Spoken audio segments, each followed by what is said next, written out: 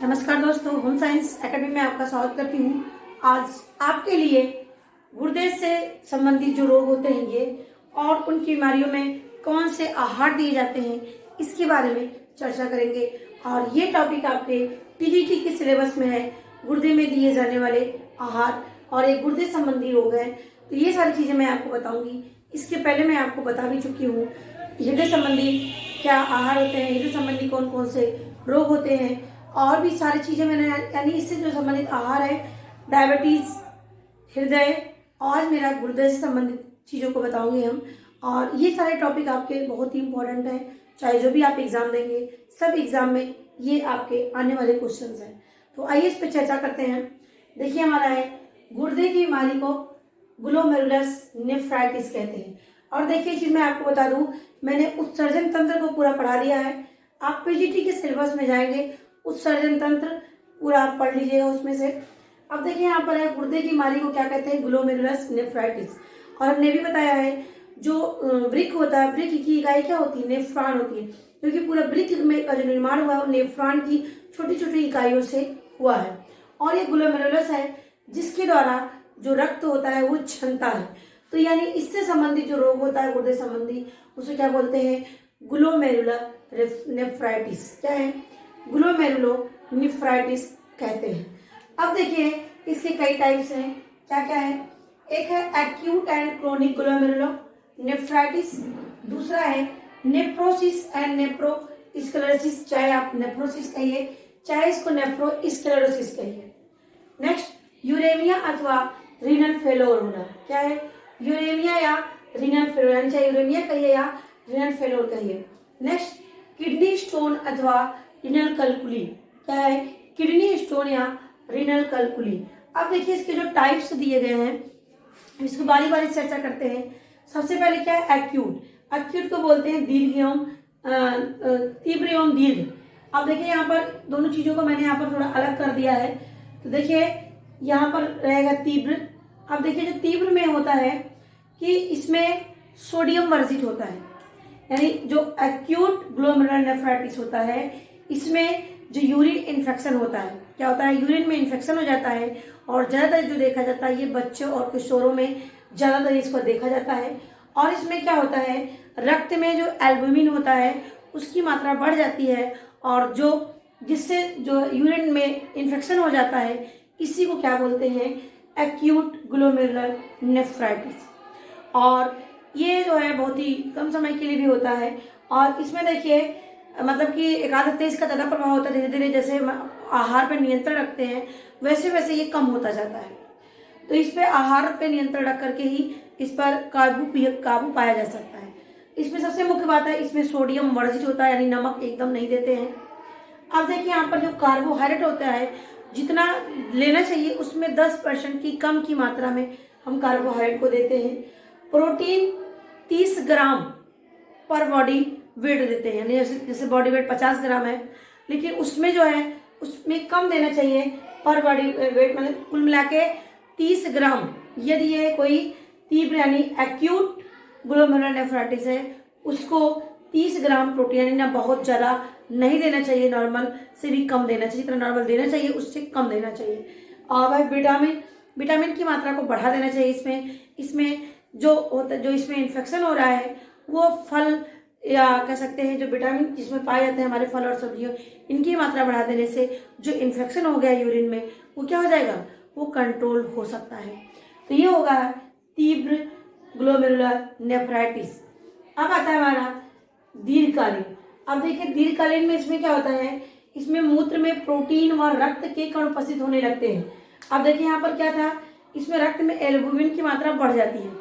अब इसमें कह रहा है कि जो मूत्र होता है उसमें प्रोटीन जाने लगता है और रक्त के कण उपस्थित होने लगते हैं, यानी मूत्र में प्रोटीन व रक्त के कण, यानी जो रक्त के में चीजें पाई जाती है, हमारा प्लाज्मा और रक्त बीमार जो पाए जाते हैं उनकी मात्रा किसमें बढ़ जाती है, मूत्र में वो आने लगती है, यूरिन में वो आने लगती है। तो मूत्र में प्रोटीन व रक्त के कण उपस्थित होने के कारण जो होता है, जो मूत्र होता है वो ज्यादा मात्रा में होता है और पतला होने लगता है, यानी उसकी जो सांद्रता होती है, कंसंट्रेशन होता है, वो क्या होता है, वो कम हो जाता है। और मूत्र जो होता है बहुत ही पतला होने लगता है और ज्यादा मात्रा में होने लगता है। और इससे क्या होता है, शरीर में सूजन आ जाता है। कभी कभी देखा पैरों में सूजन हो जाना, कलाइयों के आसपास हाथों में सूजन आ जाना। तो इससे क्या होता है, यानी ये क्या है, क्रोनिक ग्लोमेरुलर नेफ्राइटिस को बोलते हैं, दीर्घकालीन। तो ये भी क्या है, हमारा किडनी से संबंधित बीमारी है। इसमें मूत्र में प्रोटीन व रक्त के कण उपस्थित होने लगते हैं, मूत्र पतला होता है, अधिक मात्रा में होता है, सूजन हो जाता है, शरीर में एनीमिया हो जाता है, यूरेमिया हो जाता है इसमें। अब देखिए यहाँ पर जो आहार देते हैं, इसमें कैलोरी और प्रोटीन की मात्रा ज़्यादा देते हैं, कैलोरी और प्रोटीन की मात्रा ज़्यादा देते हैं। वसा इसमें देखिए यहाँ पर यहाँ पर देखिए हमारा जो विटामिन है, सॉरी जो प्रोटीन है, यहाँ पे प्रोटीन कम देते हैं, लेकिन यहाँ पे प्रोटीन क्या है, ज़्यादा मात्रा में दे रहे हैं। अब यहाँ पर वसा 60 से 70 ग्राम देना चाहिए। और इसमें जो कार्बोहाइड्रेट की मात्रा होती है उच्च होती है। और इसमें जो विटामिन है, विटामिन भी अधिक मात्रा में देते हैं। और इसमें जो सोडियम क्लोराइड है, इसको क्या करते हैं, नहीं देते हैं, यानी सोडियम क्लोराइड नहीं देते हैं। और जबकि इसमें सारी चीज़ों की मात्रा को देते हैं, लेकिन वही नमक की मात्रा यानी नमक देते ही नहीं है। जैसे इसमें भी है, आपका एक्यूट और क्रोनिक में नमक वर्जित होता है, ये बात आप याद रखना। और लगभग चीज़ें कार्बोहाइड्रेट, प्रोटीन, विटामिन, इन सब चीज़ों को हम देते हैं। और इसमें ज़्यादातर हम इस पे फोकस करते हैं, विटामिन की मात्रा को बढ़ा देना चाहिए। फल और सब्जियों की मात्रा को बढ़ा देने से जो उसके इन्फेक्शन है वो क्या हो जाए, वो दूर हो जाए और वो यूरिन के माध्यम से बाहर निकल जाए। अब आता है हमारा नेफ्रोसिस। अब देखिए नेफ्रोसिस या जिसको नेफ्रोस्क्लेरोसिस कहिए, नेफ्रोसिस या नेफ्रोस्क्लेरोसिस होता है। इसमें क्या होता है, इसके होने के कारण क्या होता है, इसमें एनीमिया रोग हो जाता है, हाई ब्लड प्रेशर हो जाता है। जब नेफ्रोसिस हो जाता है तब इस अवस्था में शरीर में एनीमिया हो जाए, रक्त हाई ब्लड प्रेशर हो जाता है, रक्त के कण, अब देखिए यहाँ पर क्या था, रक्त के कण उपस्थित थे इसमें एक्यूट और क्रोनिक में। जबकि जो नेफ्रोसिस होता है इसमें रक्त के कण क्या होते हैं, इसमें रक्त के कण अनुपस्थित होते हैं। दीर्घकालीन में रक्त के कण क्या थे, प्रेजेंट थे। अब नेफ्रोसिस में क्या है, रक्त के कण अनुपस्थित होते हैं और एल्ब्यूमिन इसमें उपस्थित होता है। जो आपका एक्यूट होता है उसमें एल्ब्यूमिन जाने लगता था यूरिन के माध्यम से, ऐसे इसमें भी क्या है, एल्ब्यूमिन उपस्थित होता है, शरीर में सूजन आ जाती है, प्लाज्मा में प्रोटीन की कमी हो जाती है। जब वो शरीर से हमारा प्लाज्मा जो एल्ब्यूमिन प्रोटीन होती है वो निकल रही है तो क्या होगा, जो हमारे रक्त में प्लाज्मा होती है उसमें प्रोटीन की कमी हो जाती है और इससे क्या होता है, शरीर धीरे धीरे कमजोर होने लगता है और उस व्यक्ति को एनीमिया से वह व्यक्ति ग्रसित हो जाता है। तो याद रखना, नेफ्रोसिस में क्या होता है, इसमें रक्त के कण अनुपस्थित होते हैं लेकिन एल्ब्यूमिन यानी प्लाज्मा में जो एल्ब्यूमिन पाया जाता है प्रोटीन वो प्रेजेंट होता है और इस शरीर से निकलने लगता है और इतना ज़्यादा निकल जाता है कि शरीर जो है कमजोर होने लगता है। और इसमें क्या देखिए, यहाँ पर उच्च प्रोटीन देते हैं, क्या इसमें उच्च प्रोटीन देते हैं और NaCl वर्जित होता है, प्रोटीन की मात्रा उच्च होती है। देखिए कुल मिला के इसमें देखेंगे ज़्यादातर इसमें फोकस करना है क्या, इसमें जो वर्जित क्या है, सोडियम क्लोराइड। अब ऐसे नॉर्मल आपसे क्वेश्चन पूछ सकता है, गुर्दे में कौन से आहार वर्जित होता है, तो मुख्य रूप से गुर्दे से संबंधित रोग में सोडियम क्लोराइड जो है वर्जित होता है, नहीं दिया जाता है। ये बात याद रखना है। इसमें प्रोटीन की मात्रा देखिए नेफ्रोसिस में उच्च है, इन सब में तो नॉर्मल लेते हैं लेकिन इसमें क्या है, इसमें उच्च प्रोटीन की यानी जितना नॉर्मल हो रहा है उससे भी ज्यादा नेफ्रोसिस में देते हैं। अब देखिए यूरेमिया। अब यूरेमिया क्या होता है, अब देखिए यूरेमिया जिसको रीनल फेलोर कहते हैं, रीनल फेलोर का मतलब किडनी खराब हो जाए, क्या होता है, इसी को यूरेमिया कहते हैं, इसी को बोलते हैं रीनल फेलोर। अब इसमें क्या होता है, इसमें मूत्र, यूरेमिया के बारे में मैंने डिटेल भी वहां पे बताया, आपके तंत्र में एक्सक्रेटरी सिस्टम में मैंने इसको बताया है। अब देखिए मूत्र विसर्जन पूर्णतः बंद हो जाता है।